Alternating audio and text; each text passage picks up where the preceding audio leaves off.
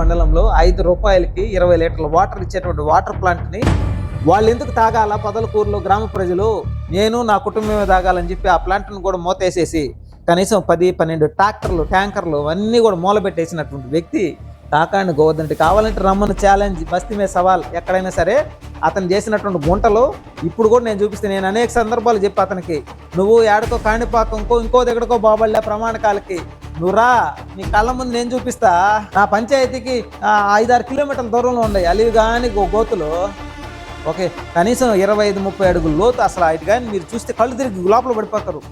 సర్వేపల్లి పంచాయతీలో గిరిజనులకి 6 ఎకరాల 15 సెంట్లు భూమి ఇచ్చుంటే వాళ్ళది ఏ కంపెనీకి అమ్మారో తెలీదు. వాళ్ళ కాడ ఏలు ముద్రలు ఎంచుకొని బుల్రెడ్డి ఆ కాగితాలు ఎత్తి తీసుకొని మీకు ఇస్తామని చెప్పి 2 కోట్ల చిల్లర డబ్బులు ఎవరు మింగేశారో తెలియదు. ఇప్పుడు వాళ్ళ కాడ పట్టాలు లేవు, వాళ్ళ చేత ఏలు ముద్రలు ఎంచుకున్నారు, 2 కోట్ల రూపాయలు తినేశారు. ఎవరు తిన్నట్టు?